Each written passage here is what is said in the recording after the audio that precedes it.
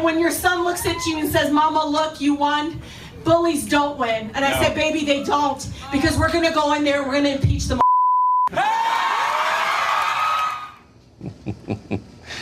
Oh, Dick Gephardt is gone forever. Democrats are back in power. Some of them look nothing like the Democrats you remember, and some of the most radical are taking spots on key committees. The Congresswoman Rashida Tlaib, you just saw raving there in the video. She's on the House Oversight Committee. She's joined there by Alexandria Ocasio-Cortez of New York. Will they be very different from the Democrats they replace? Independent Women's Voice senior fellow Lisa Boothe joins us tonight for a preview on that. Hi, hey, Lisa. Tucker. How are you? I'm mesmerized by the tape we just played. Exactly. Well, as you mentioned, she's going to be one of the new members of the House Oversight Committee. And look, the House Oversight Committee, they have the broadest authority to investigate. And so that's really going to be the primary committee that's going after the Trump administration and trying to, see what they can come up with. Right. And just today, the House Oversight Committee, who's chaired by Elijah Cummings, sent a letter to the White House saying that they are investigating the White House over the way that they give out security clearances. So they're looking into Michael Flynn, Jared Kushner, and a variety of other members of the administration. Elijah Cummings has also said that they're going to be looking into things like President Trump's zero tolerance policy with immigration, also Scott Pruitt in his time as EPA director. So the Oversight Committee is going to be incredibly aggressive. And you can see that, too, by some of the members like Rashida Tlaib and Alexandria Ocasio-Cortez, who were named to be part of this committee. Dan Kildee, who is part of the steering committee, which is the committee that chooses the members that are going to be on committees, said that he chose these members because they're going to be aggressive and going after the Trump administration. Do you think that's a promise we should take seriously? 100%, Tucker. I mean, look, but think about it this way, Tucker. So the House, Democrats only have control of the House, right? So there's only so much legislation you can really move forward. Most of the bills that are passed in the House are going to go die in the Senate. So then what do you do as a body? Their objective is going to be investigating the Trump administration. This is going to be the primary goal of House Democrats. And remember, too, Alexandria Ocasio-Cortez, I think we have this tweet, if we can put it up there. She tweeted out to Don Jr., she said, I have noticed that Jr. here has a habit of posting nonsense about me whenever the Mueller investigation heats up. Please keep it coming, Jr. It's definitely a very, very large brain idea to troll a member of a body that'll have subpoena power in a month. So she's already basically put out there via Twitter what her objective is this incoming member of the Oversight Committee. So the Trump administration should buckle up. It's going to be a lot of pain over the next 2 months, a lot of negative headlines. And this is really what Democrats are after over the next 2 years here. Well, we've at least settled the question of whether AOC runs her own Twitter account. Answer, yes, she does. I think she does. Yes, she does. That's a safe bet. It is. Lisa Boothe, thank you. Thanks, Tucker.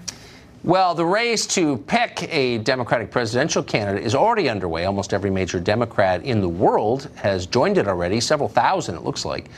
But any Democrat who's been around longer than about 5 years has a major problem to confront. The party has changed so much since then that what do you say about the things you've said before? They're totally out of step.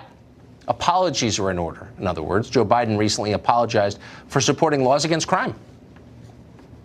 I know we haven't always gotten things right. That Barack and I finally reduced the disparity in sentencing, which we've been fighting to eliminate, in crack cocaine versus powder cocaine. It was a big mistake when it was made. We thought, we were told by the experts that crack, you never go back. It was somehow fundamentally different. It's not different. But it's trapped an entire generation. Joe Biden, suddenly an expert on crack. He believed the experts when his knowledge of crack he already had. He just needed to mine his personal knowledge of crack. By the way, that was speaking at Al Sharpton's group. You can't make this moment up. Meanwhile, Kirsten Gillibrand, senator of New York, was a moderate. She once supported the existence of borders. Now she's atoning for that support. Watch. Well, I don't think it was driven from my heart. I was callous to the suffering of families who want to be with their loved ones, people who want to be reunited with their families. I really regretted that I didn't look beyond my district and talk about why this is an important part of the United States story. Dana Perino, the most beloved person at Fox News, obviously the host of the Daily Briefing with Dana Perino, joins us today. So, Dana, if I'm giving advice to the Democratic Party, not that they want it or that I want to give it, but if I were, I would say, wait a second, revolutions end at a certain point. So there's no reason disavowing something you'll ultimately embrace, like a support for law or borders. Maybe slow down a little bit. Is there any market for someone who says, yeah, I thought it, I still think it? No, this is like if you're playing Monopoly, it is, you cannot you go straight to jail, basically, right. If you have any of these other things. Enough. Do not pass go, do not pick up $200. The ticket to the starting gate is an apology for things you've held in the past. Kamala Harris hasn't quite apologized for her criminal justice background, but she did say that she was sorry that her staff had done those things, right? So she's inching up towards it. You're she apologized for her staff. That's close enough. And then, somebody that hasn't actually declared yet is Mike Bloomberg. He's kind of the only one who has not apologized yet. He's still standing up for his positions on things like stop and frisk in New York City that he thinks helped make this city safer. So I think you're going to continue to see this, but I think that a lot of this activity and attention on the early primary is really interesting, right? But it's masking some problems that the Republicans have, and they better pay attention to, because the energy is there on the left. And so they've got to focus on it, in particular on the economic message. The Democrats are formulating a pushback against the Trump economy, which would seem to be his strongest point for re-election, but they're going to try to make it his Achilles heel. I agree with that completely. Economic populism, whether you like it or not, is the future. So it's not a question, are we going to get it? We're going to get it. The question is, will it be really destructive, radical, and crazy, or will it be something that actually helps the country? Give me your quick, I'm interested, particularly from you, in your view of what's going to happen to the State of the Union address next week. Where's it going to take place? Well, I wish that I had been on last week, because on Tuesday last week, I thought, I wonder what's going to happen. I bet she has the power to invite or disinvite. And if the government is shut down, it seems weird to me to have a State of the Union when the government is shut down.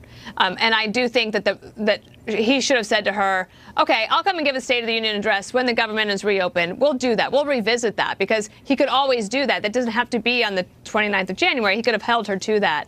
But she has all the leverage right now. Roy Blunt earlier today on my show said that it used to be a couple weeks ago that both parties thought they were winning. Now both parties think they are losing. But if you look at the polling that came out today, it is President Trump that is continuing to take water on this. So I don't think the State of the Union address, obviously it's not going to happen next Tuesday. I hope that it happens at some point, because it's a nice American tradition. Greg Gutfeld, my colleague, totally disagrees. He does not want to go to D.C. He does not want to see the speech. But I do think that the President of the United States, he can give a speech anytime, anywhere. He has the power and the trappings of the office that give him that ability. No, that's exactly right. He is a portable State of the Union available to him. That's exactly right. Dana Perino, you are always welcome in Washington, State of the Union or not. Great to see you. Thank you.